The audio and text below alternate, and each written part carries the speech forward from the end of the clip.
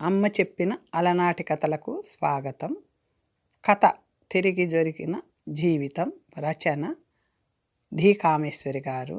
రెండవ భాగము నవల తిరిగి దొరికిన జీవితం. మీరు నేను అంటూ గాబరాగా పడుతూ లేవబోయింది. లేవకమ్మా, పడుకో, నీకేం భయం లేదు. గాబరా పడకు. ఇప్పుడెలా ఉందమ్మా? తెలివి వచ్చిందా కాస్త అంటూ ఆరాటంగా ప్రశ్నించింది సరస్వతమ్మ. నేనెక్కడున్నాను, మీరెవరు? నీరసంగా అడిగింది సరోజ. రైల్లో నీవు జ్వరంతో తెలివి లేకుండా పడి ఉంటే ఒక ఆవిడ తీసుకొచ్చిందమ్మా మా ఇంటికి. మా అబ్బాయి డాక్టర్లే. ఈ 3 రోజుల నుంచి ఇక్కడే ఉన్నావు. రైల్లో జ్వరం రావడం అది గుర్తుందా అంది సరస్వతమ్మ. ఆవిడ చెప్పింది వింటూ ఆశ్చర్యపోతూ తల ఆడించింది. అవును, రైల్లో జ్వరం, రైలు నుంచి దిగి రిక్షా ఎక్కడం అంతా లీలగా గుర్తు వచ్చింది. కానీ ఇది డాక్టర్ ఇల్లు అయితే వీళ్ళు తనని ఇక్కడెందుకు ఉంచుకున్నారు? అమ్మా, మీ పేషెంట్ ఏమంటుంది, లేచిందా అంటూ కృష్ణమోహన్ లోపలికి వచ్చారు. లేచిందిరా, మనుషుల్లో పడింది, తెలివిగానే ఉంది, జ్వరం తగ్గినట్టుంది, చెమటలు పట్టాయి, వాళ్ళంతా కాస్త కాఫీనో హార్లిక్సో ఇమ్మంటావా అంది కొడుకుతో. కృష్ణమోహన్ దగ్గరికి రాగానే సరోజ ఆశ్చర్యంగా అతన్ని చూస్తూ బావా బావా అంటూ అస్పష్టంగా కొనిగింది. ఆమె పెదాలు వణికాయి, కళ్ళు ఆశ్చర్యంగా చూశాయి. కావాలని ప్రయత్నిస్తుంటే సరస్వతమ్మ లేవనే లేదు. ఏమిటమ్మా, వాణ్ణి చూసి బావా బావా అంటున్నావు? ఆ రోజు కూడా బావా అంటూ ఏడ్చావుట. మీ బావ ఇలా ఉండేవాడా? ఏమయ్యాడు మీ బావ? అసలు నీవెవరి అమ్మాయివి? ఆరాటంగా అడిగింది సరస్వతమ్మ. సరోజ ఇంకా తెల్లబోతూ కృష్ణమోహన్ని చూస్తుంది. బావ కాదు, బావ కాదు. అవును, తన వెర్రి కాకపోతే చచ్చిపోయిన బావ. తన కళ్ళతో భావశవాన్ని చూసిన తను ఇతన్ని భావని అనుకోవడం ఏమిటి వింత. మనిషిని పోలిన మనుషులు ఉంటారంటారు, కానీ ఇంతలా పోలికలు ఎలా సంభవం? ఆమె మొహంలో ఆశ్చర్య ఆందోళనని గుర్తించి, మీరు నన్ను మీ బావగారు అనుకొని పొరబడ్డారు, కానీ నేను మీ భావని కానని ఇప్పుడైనా గ్రహించారా? ఆ రోజు జ్వర తీవ్రతతో వంటి మీద తెలివిలేని మీరు పొరపడ్డారు, కానీ ఇప్పుడే అర్థమవుతుందా నేను మీరనుకునే భావన కానని అన్నాడు కృష్ణమోహన్. మీ బావ ఏమయ్యాడమ్మా? చచ్చిపోయాడు గొనిగింది సరోజ. తల్లి కొడుకుల మొహాలు చూసుకున్నారు. చచ్చిపోయాడనుకున్న భావని కృష్ణమోహన్ రూపంలో చూసిన సరోజ మనస్థితి గ్రహించి వారిద్దరి మనసులు అర్థమయ్యాయి. ఆ స్థితిలో ఇంకా ఏమన్నా అడిగి అంత నీరస స్థితిలో ఉన్న సరోజని ఉద్రిక్తత పరచడం మంచిది కాదనిపించింది. అమ్మాయిని పడుకోనియ్యమ్మా, ఎక్కువ మాట్లాడించకు. రేపు వాళ్ళెవరో వివరం అడగొచ్చు. జ్వరం తగ్గుతుంది, రేపటికి పూర్తిగా తగ్గచ్చు. టైఫాయిడ్ ఏమోనని భయపడ్డాను, కానీ కాదు అంటూ సరోజ పల్సు అవి చూసి అక్కడి నుంచి వెళ్ళిపోయాడు కృష్ణమోహన్. ఆ రోజు పథ్యం తినిపించింది సరస్వతమ్మ. సరోజకి పథ్యం తినిపిస్తూ సరోజ రావడం, కృష్ణమోహన్ని భావాన్ని కౌగిలించుకుని ఏడవడం, తర్వాత తెలివి తప్పిపోవడం అంతా వివరంగా చెప్పింది. వింటున్న సరోజ మొహం సిగ్గుతో కందింది. అంత పిచ్చిపది దానిలా ఎలా ప్రవర్తించింది? అతనేమనుకున్నాడో అనుకుంది. సరస్వతమ్మకి కృతజ్ఞతగా ఏదో చెప్పాలని ఆరాటపడింది సరోజ. కానీ ఏం చెబితే, ఎలా చెబితే వాళ్ళు ఈ ఆపద సమయంలో తనని ఆప్తురాలుగా చూసిన దానికి సరిపోతుంది? వీళ్లే లేకపోతే తన గతి ఏమయ్యేది? ఎవరో చూసి ఏ జనరల్ ఆసుపత్రిలోనో చేర్చేసి ఉండేవారు. దిక్కు మొక్కు లేని అనాథలా పడి ఉండేది. తలుచుకుంటే భయంతో ఒళ్ళు జల్దరిచ్చింది సరోజకి. మీరు చేసిన ఈ సహాయానికి నేను మీకే విధంగానూ కృతజ్ఞత చూపలేనండి. మీరే లేకపోతే భారంగా అంది సరోజ. ముక్కు మొహం ఎరుగని నన్ను ఇంట్లో పెట్టుకొని కన్నబిడ్డలా సాకారు. నేను మీకు బదులుగా ఏం చేయగలను చెప్పండి? కళ్ళ నీరు తిరిగింది సరోజకి. అదేమిటమ్మా, నిన్ను ఇంట్లో పెట్టుకోవటంలో నా స్వార్థం ఉందమ్మా. ఈ వారం రోజులు నిన్ను చూస్తుంటే నాకు కాస్త మనశ్శాంతిగా ఉందమ్మా అంది సరస్వతమ్మ. సరోజకు అర్థం కానట్టు చూసింది. సరస్వతమ్మ కళ్ళు తుడుచుకుంటూ, 6 ఏళ్ల తర్వాత మళ్ళీ నా సీతను చూసినట్టుందమ్మా. నిన్ను చూస్తుంటే సీత నా కూతురేలే అమ్మా. సీతకి నీకు ఎంత పోలిక ఉందో తెలుసా? నిన్ను చూడగానే 6 ఏళ్ల క్రితం మా సీత గుర్తు వచ్చింది. నిన్ను అందుకే ఇంట్లో ఉంచుకున్నానమ్మా. నీవు మా సీతలా ఉండడం, మీ బావ మావాడిలా ఉండడం ఎంత విచిత్రమో చూడు. ఎప్పటి రుణానుబంధమో మన ఇంటికి నీవిలా రావడం అంటూ 6 ఏళ్ల క్రితం చచ్చిపోయిన సీత గురించి అంతా చెప్పుకొచ్చింది. 16 ఏళ్లకే 100 ఏళ్ళు నిండిపోయిన కుమార్తె గురించి చెప్తూ ఏడ్చింది సరస్వతమ్మ. కృష్ణమోహన్ తర్వాత 6 ఏళ్లకు పుట్టిన సీత ఇద్దరే సంతానం సరస్వతమ్మ, రంగనాథం గార్లకి. సంపదకి లోటు లేదు. పిల్లలిద్దరినీ అల్లారముద్దుగా పెంచారు. కృష్ణమోహన్ తల్లి పోలిక అయితే సీత తండ్రి పోలిక. అదృష్టవంతులే వారు అనేవారు అంతా. కృష్ణమోహన్ విషయంలో అది నిజమే, కానీ సీత విషయంలో అది అబద్ధమైంది. పట్టుమని 16 ఏళ్ళు నిండకుండానే దురదృష్టం మసూచి రూపంలో వచ్చి సీతని పట్టుకుపోయింది. కొడుకు కంటే కూడా కూతురు పట్ల అపారమైన ప్రేమానురాగాలు ఉన్న రంగనాథం గారు ఆ దెబ్బ నుంచి మరి కోలుకోలేకపోయారు. తింటున్నా తిరుగుతున్నా ఆయనని ఆ దుఃఖం లోపల దహించి కృంగదీసేసింది. ఏవేవో కంప్లైంట్లు ఆరంభించి ఆయన మానసిక స్థితితో పాటు దేహస్థితి ఆ రోజుకి దిగజారిపోయింది. కూతురు కోసం కలవరించి కూతుర్ని వెతుక్కుంటూ మరో 5 ఏళ్లకి రంగనాథం గారు కూతురు దగ్గరికి వెళ్ళిపోయారు.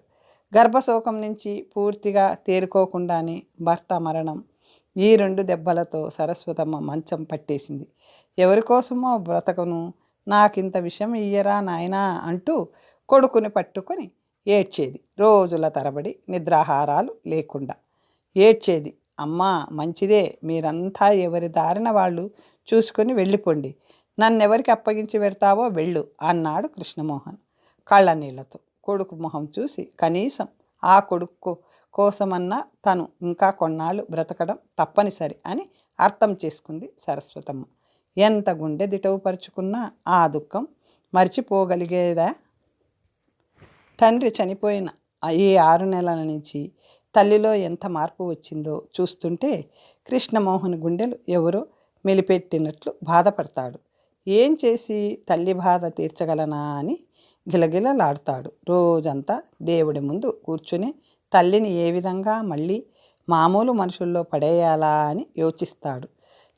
తన తీరిక సమయం అంతా తల్లితో ఏదో మాట్లాడుతూ ఆమెను మరిపిస్తూ కాస్త మనశ్శాంతి కలిగించేందుకు ఆరాట పడతాడు. కానీ తను ఆసుపత్రిలో కూర్చుంటే తీరిక అనేది దొరకడం రోజుకి కష్టమైపోతుంది.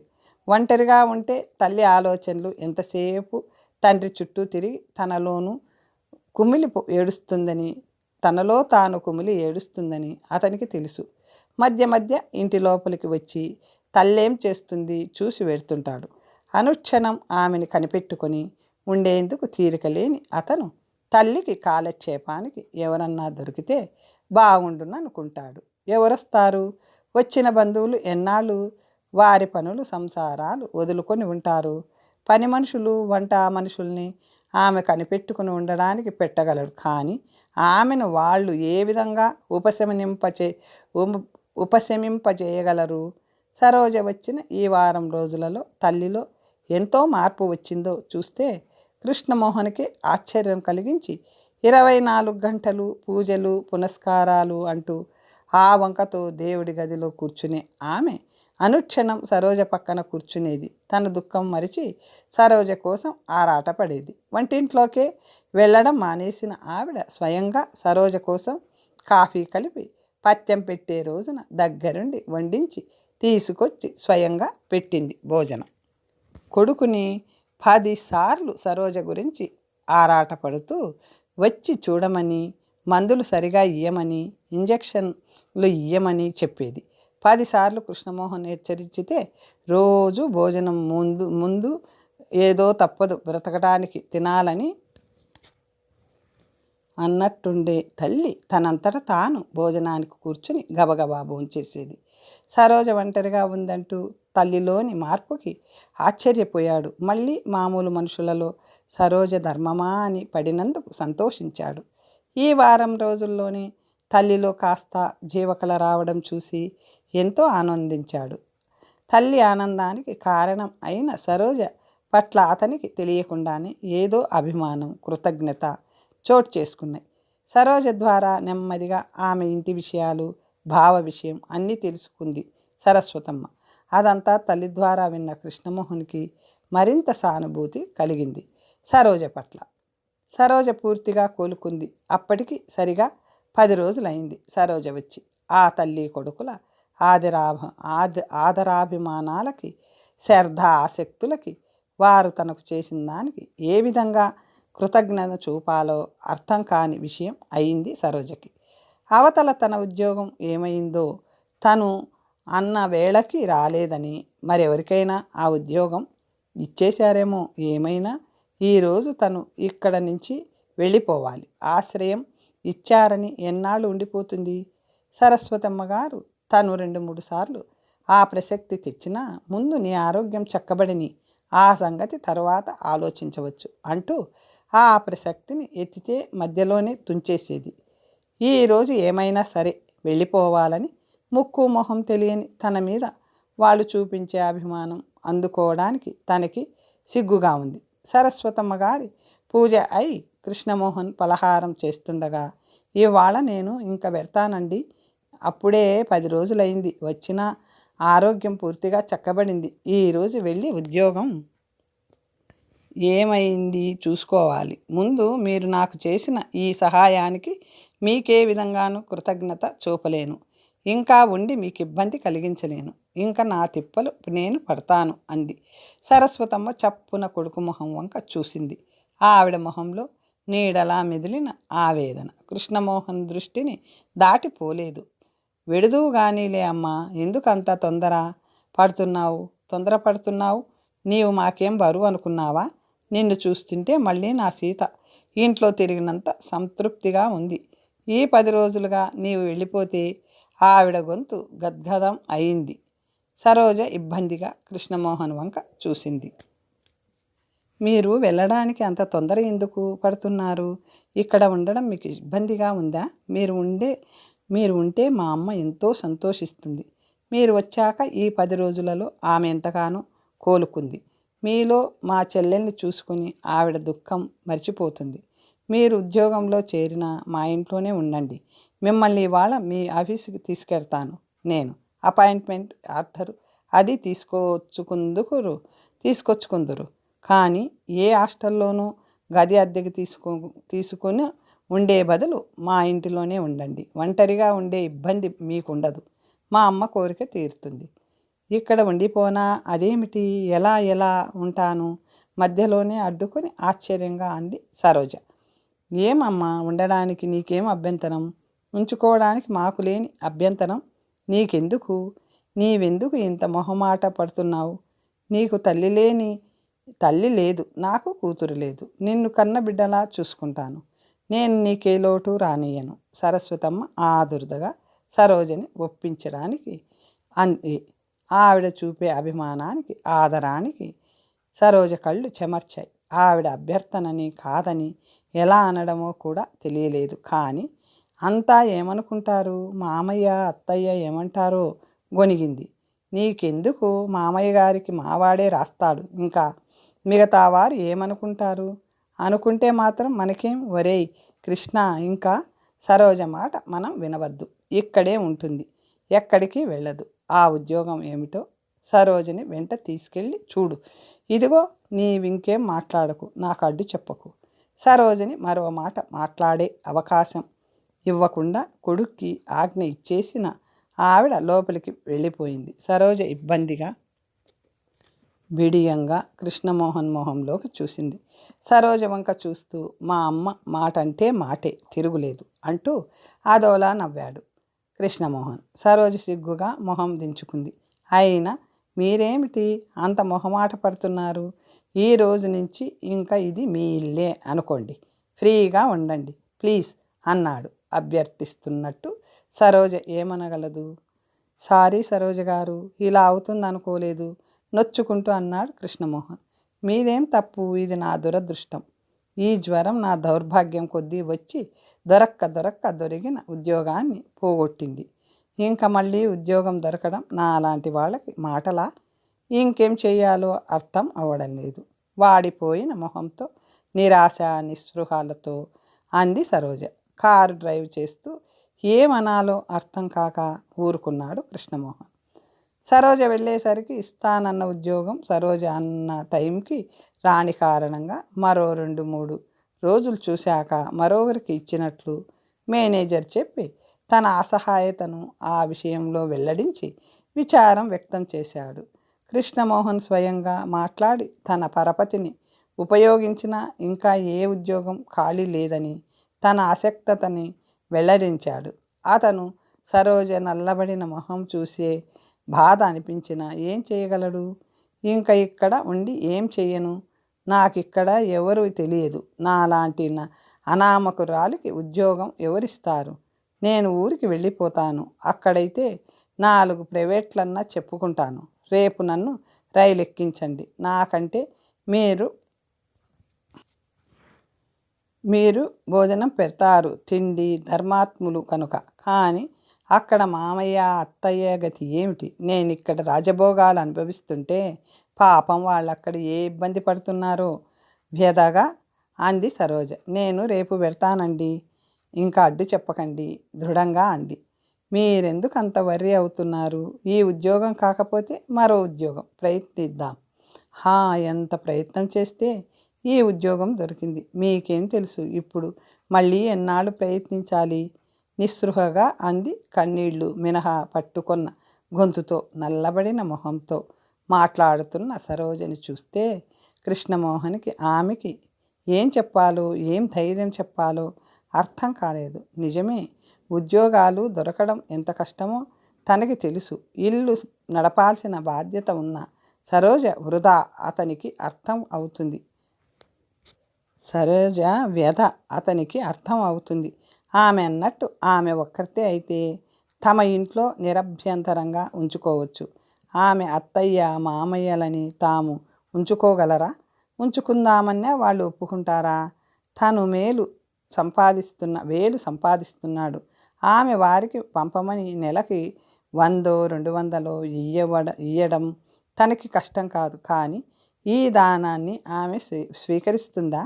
ఇంట్లో ఉండడానికి ఎంతో బిడియపడుతూ ఉన్న ఆమె ఉచితంగా ధర్మాన్ని స్వీకరిస్తుందా? ఆమె కాదు, ఆత్మాభిమానం ఉన్న ఎవ్వరూ ఒప్పుకోరు. అసలు ఆ మాట తను ఎలా చెప్పడం? కారు డ్రైవ్ చేస్తూ ఆలోచించాడు కృష్ణమోహన్. ఉద్యోగం లేకపోతే సరోజ వెళ్ళిపోతుంది. ఆమె వెళ్ళిపోతే తల్లి మళ్ళీ మామూలు మనిషి కాగదు. తల్లి కోసం సరోజని కొన్నాళ్ళైనా ఉంచాలి. కారు గ్యారేజీ దగ్గరికి రాగానే చటుక్కున ఆపాడు. ఇక్కడ కాసేపు కూర్చొని మాట్లాడదాం, దిగండి సరోజ అన్నాడు. సరోజ ఆశ్చర్యంగా చూసింది. ఇక్కడ ఏమిటి? ఎందుకు? చెబుతా రండి, లోపలికి వెళ్దాం. సరోజ ఆశ్చర్యపోతూ సంశయిస్తూనే అతని వెంట నడిచింది. అతను కూర్చోమన్న చోట కూర్చుంది. మీరు ఈ ఉద్యోగం దొరకలేదని నిరాశపడకండి. నేను ఇంకేదన్నా ప్రయత్నించి వేయిస్తాను. అంతవరకు తొందరపడి వెళ్ళిపోకండి. నాకు తెలిసిన పెద్ద ఉద్యోగస్తులున్నారు. ఎక్కడో చోట ఆ మాత్రం దొరకకపోదు. కాస్త ఓపిక పట్టండి. నెలలో 2 నెలల్లోనో మీరక్కడికి వెళ్ళి ఏం చేయగలరు? ఉద్యోగావకాశాలు ఇలాంటి పట్టణాల్లో ఉంటాయి, కానీ అక్కడేం దొరుకుతాయి? మీకు ఇక్కడ తప్పక ప్రయత్నిద్దాం. ఏదో ఒక ఉద్యోగం చూసే పూచి నాది. అందుచేత మీరిప్పుడు ప్రయాణం ఉద్దేశం మానేయండి. ఉండడానికి నాకేం అభ్యంతరం, కానీ అక్కడ అత్తయ్య వాళ్ళు నిరాధారంగా ఉన్నారు. నే వచ్చే నాటికి 100 రూపాయలు కూడా లేవు వాళ్ళ దగ్గర. ఆ 100 రూపాయలు ఎన్నాళ్ళు వస్తాయి? నా ఉద్యోగం దొరికే వరకు వాళ్ళ గతి ఏమి? ఇదే చెప్పాలని పిలిచాను. రేపే వాళ్ళకి 200-300 పంపించండి. ఆ డబ్బు నేను ఇస్తాను. మీరేం అడ్డు చెప్పకండి. మీకు ఉద్యోగం వచ్చాక కావలిస్తే ఆ డబ్బు ఇచ్చేద్దురు కానీ అప్పుగా తీసుకోండి. ముందు వాళ్ళకి పంపండి. మీరు ప్రయాణం ఉద్యోగం విరమించుకోండి. ఉద్యోగం తప్పక దొరికినట్టు చేస్తాను నేను.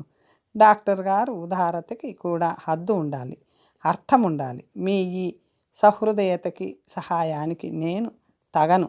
నేను మీకేం అవుతానని? నా మీద ఇంత దయ మీకు 10 రోజుల క్రిందట ముక్కు మొహం ఎరుగని మనిషి మీద ఇంత దయ చూపిస్తే అవతలి మనిషి ఈ ఔదార్యాన్ని భరించగలదా? చెప్పండి. నా మీద మీకు ఎందుకింత జాలి? నా బీదరికం మీద సానుభూతా? కాదు కాదు, మీరు తప్పు అర్థం చేసుకున్నారు. నన్ను మీరేదో బీదవారు గొప్పవాడినని కాదు. అలా అయితే లోకంలో ఎందరో మీకంటే బీదవాళ్ళున్నారు. మీ మీద సానుభూతి కంటే నా స్వార్థం ఎక్కువ ఉంది ఇందులో. సరోజ గారు, మీ స్వార్థమా? నా వల్ల మీకేం కావాలి? నేను నాలాంటి వాళ్ళు మీకేం చేయగలరు? సరోజ ఆ ఒక్క క్షణంలో ఏదో ఆలోచన తట్టి గాబరా పడుతూ అంది. నాకేం చెయ్యక్కర్లేదు. నేను మీ నుంచి ఆశించిందల్లా మీరు మా ఇంట్లో ఉండడం, మా అమ్మ సంతోషంగా ఉండడం కంటే నాకేం కావాలి? మీ వల్ల నేను ఆశించే ఉపకారం ఇదే. ఇప్పుడు చెప్పండి, మీకు సహాయం చేస్తాననడంలో నా స్వార్థం ఎంతుందో? నవ్వాడు కృష్ణమోహన్. నా మీద ఇంత దయ చూపించిన ఆమె అంటే ఈ 10 రోజుల్లోనే నాకేదో తెలియని ఆత్మీయత, అభిమానం కలిగాయి. ఆవిడకి కష్టం కలిగించడం నాకు ఇష్టం లేదు. కానీ నా బ్రతుకు తెరువు చూసుకోవాలి కదా. అది నా కోసం కాదు, నా మీద నిస్సహాయంగా ఆధారపడిన అత్తయ్య మామయ్య కోసం. తల్లిలా ఆదరించిన ఆమెని సంతోషపెట్టడం కంటే నాకు కావలసిందేముంది? కానీ మీ సందేహం అల్లా మీ మామయ్య వారి గురించేనా? వారికి ఏ లోటు లేకుండా ఏర్పాటు చేసే పూచి నాది.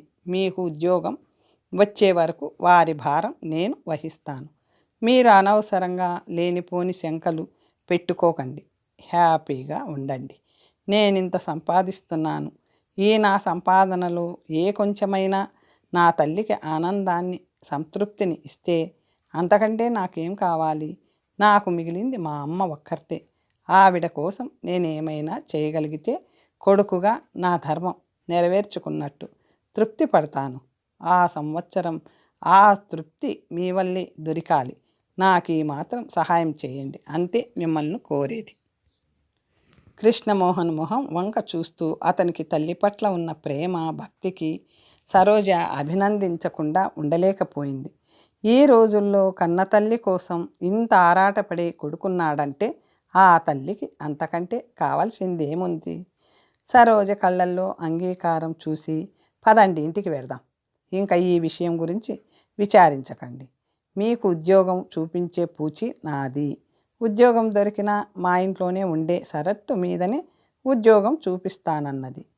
మరవకండి. మీ సంపాదన అంతా మీ మామయ్య గారికే పంపండి. మీకు అమ్మ ఉన్నది అన్నీ చూస్తుంది. ఈ ఇంటిలో మీరు మాతో పాటే. థ్యాంక్స్. మీరు నా మీద చూపించే అభిమానానికి ఇంతకంటే ఏం చెప్పలేను. చిన్న తెప్ప ఆసరాతో సముద్రంలో ప్రయాణం చేయడానికి వచ్చిన నాకు పెద్ద పడవలో ఆశ్రయం ఇచ్చారు. ఇంకా నాకేం భయం? కన్న తల్లిలా ఆదరించే తల్లి దొరికారు. అమ్మ లేని లోటు తీర్చేందుకు ఇంత అదృష్టం నాకు పడుతుందని అనుకోలేదు. సరోజ గొంతు వణికింది. ఆనందంతోనో కృతజ్ఞతాభారంతోనూ ఆమె కన్నులు చెమర్చాయి. డోంట్ బీ సిల్లీ అన్నాడు మృదువుగా కృష్ణమోహన్ సరోజ వంక అభిమానంగా చూస్తూ.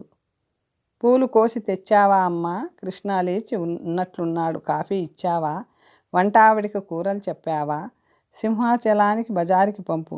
ఉదయం లేచిన దగ్గర నుంచి సరస్వతమ్మ సరోజ ఇలా దేనికో దానికి పిలుస్తూనే ఉంటుంది. ఇప్పుడు సరోజ వచ్చిన 1 నెల రోజులకే ఆ ఇంటిలో ఒక మనిషిగా, ఆ ఇంటి ఆడబడుచులా అందరి చేత గౌరవింపబడుతుంది. స్వంత కూతురికి చెప్పినట్లే పనులు పురమాయిస్తుంది సరస్వతమ్మ. ఇంచుమించు ఆ ఇంటి అజమాయిషి అంతా సరోజది. ఇప్పుడు కావాలని కోరి ఆ బాధ్యత తీసుకుంది సరోజ ఏమన్నా ఏ పనైనా చేయబోతే ముందు సరస్వతమ్మ నీకెందుకమ్మా అంటూ వారించేది. మీరు నన్ను కూతురిలా చూసుకుంటున్నారు, కానీ నేను మిమ్మల్ని తల్లిగా భావించి మీకు సాయపడకూడదా? పని పాట లేకుండా ఎన్నాళ్ళు తిని కూర్చోగలను? మీరు అలా కూర్చోండి. ఏం చేయాలో ఒకరోజు చెప్పండి, నేను అన్నీ చేస్తాను అంటూ బలవంతంగానే ఆవిడ చేసే పనులు అజమాయిషి తీసుకుంది సరస్వతమ్మ. సంతోషంగా తన బరువు బాధ్యతలు సరోజకి అప్పగించి తృప్తిగా నిట్టూర్చింది. అదేమిటమ్మా ఆ అమ్మాయి చేత పనులు చేయిస్తున్నావు? ఏం బాగుంటుంది, ఏమనుకుంటుందో అన్నాడు ఓ రోజు కృష్ణమోహన్. ఏం చేయనురా, వద్దన్నా వినిపించుకోదు. ఊరికే కూర్చొని ఏం చేయనంటుంది. అది నిజమే, ఏదన్నా కాలక్షేపం ఉండాలి కదా. సరోజ ఆ మాట వింటూనే, ఏమండి మీరు నాకింత చేస్తున్నారు, నేను ఆ మాత్రమైనా చేసి మీ పట్ల కృతజ్ఞత చూపుకోవాలనుకుంటే అది తప్ప? అయితే మేం పెట్టే తిండికి బదులు తీర్చుకోవాలనే మీ ఉద్దేశం? కృష్ణమోహన్ లేచాడు నవ్వుతూ. తిండికి బదులు తీర్చుకోగలను, కానీ మీ దయా అభిమానాలకి ఎలా బదులు తీర్చుకోగలను? నొచ్చుకుంటూ అంది సరోజ. వాడేదో సరదాగా అన్నాడమ్మా. నట్టింట మహాలక్ష్మిలా తిరుగుతుంటే నాకు ఎంత తృప్తిగా ఉందో నీకేం తెలుసు. వాడి మాటలకేంలే. నీవన్నట్టు నిన్ను మేము పరాయి మనిషిగా భావించినప్పుడు నీవు అలాగే మమ్మల్ని భావించాలి కదా. కోడలు వచ్చే వరకు నీదే పెత్తనం, వాడెవడు కాదనడానికి అంది సరస్వతమ్మ. కృష్ణమోహన్ భుజాలు ఎగరేసి అదోలా నవ్వాడు. అయినా నేనేం కష్టపడిపోతున్నాను? వంట ఆవిడ ఉంది, పనివాళ్ళున్నారు, వాళ్ళు ఏం చేస్తున్నారో చూడడం మినహా నేను చేస్తున్నది ఏముంది? సరే సరే, మీ ఇష్టం, నాకెందుకు ఈ గొడవ? నవ్వి వెళ్ళిపోయాడు కృష్ణమోహన్. తెల్లవారు లేస్తూనే స్నానం చేసి దేవుడి గదిలో పూజకి అన్నీ సిద్ధపరుస్తుంది సరోజ. సరస్వతమ్మ గారు స్నానం చేసి వచ్చేసరికి తర్వాత కాఫీ ప్రయత్నానికి వెడుతుంది ఆవిడ. పూజ అయ్యాక ఆమెకు అందించుతుంది. ఈలోగా కృష్ణమోహన్ లేస్తాడు. అతనికి కాఫీ అందించి షేవ్ చేసుకోవడానికి వేడి నీళ్ళు అమర్చుతుంది. కృష్ణమోహన్ ముందు సరోజ కాఫీ తెచ్చి ఇచ్చిన మొహమాట పడేవాడు. కానీ సరోజ అజమాయిషీలో అతని వస్తువులు, అతని గది ఎంత నీట్గా ఉంటుందో ఇది వరకు తల్లికి ఓపిక లేక, చూసే దిక్కు లేక, ఎక్కడి బట్టలు అక్కడే పుస్తకాలు చిందరవందరగా ఉండేవి. గది ప్రతి వస్తువు వెతుక్కోనక్కరలేకుండా నీట్గా సర్ది ఉండడం, ఏ రోజు ఏ బట్టలు కట్టుకోవాలో అవి కూడా తీసిపెట్టి బూట్స్ దగ్గర నుంచి పాలిష్ చేసి ఉండడం చూసేసరికి అతను మొహమాట పడ్డా వారించిన సరోజ ఆ పనులు మానకపోవడంతో అతను ఇప్పుడు పూర్తిగా సరోజ మీద ఆధారపడి ప్రతి చిన్న విషయానికి సరోజని పిలుస్తుంటాడు. చాకలికి బట్టలు వేయటం దగ్గర నుంచి సరోజదే పని. ఆమె ఇంట్లో ప్రవేశించాక ఆ ఇంటికి ఏదో కళ, జీవం వచ్చినట్లు అనిపించుతుంది. ఆ తల్లి కొడుకులకి కళకళలాడుతూ అన్ని పనులు చక్కబెట్టుకుంటూ సరస్వతమ్మ గారిని బలవంత పెట్టి పలహారాలు, కాఫీ ఇస్తూ ఆవిడ విచారం పోగొట్టడానికి ఆమెని ఆ దేవుని గదిలో నుంచి బయటకు తీసుకొచ్చి రికార్డులు పెట్టి పుస్తకాలు చదివి వినిపించుతూ సాయంత్రం ఏ భగవద్గీతో, రామాయణమో శ్లోకాలు తన శ్రావ్యమైన గొంతుతో చదివి వినిపించుతూ ఆవిడ మనసు ఎప్పుడు సంతోషంగా ఉంచాలని తాపత్రయపడుతుంది సరోజ. భగవద్గీత శ్లోకాలు రాగయుక్తంగా చక్కగా చదవడం విని సరస్వతమ్మ ముందు రోజు ఆశ్చర్యపోయింది. ఇంత చక్కగా ఎలా చదువుతున్నావమ్మా? ఎవరు నేర్పారు? సంస్కృతం వచ్చా నీకు? ఎంత హాయిగా ఉంది వింటుంటే అంటూ ఆశ్చర్య ఆనందాలతో మెచ్చుకుంటూ అడిగింది. మామయ్య చిన్నప్పటి నుంచి నన్ను భావని కూడా సంస్కృతం చదివించాడు. రోజు భాగవతం, భారతం అన్నీ చదివించేవాడు. ఎన్నిసార్లు చదివాను.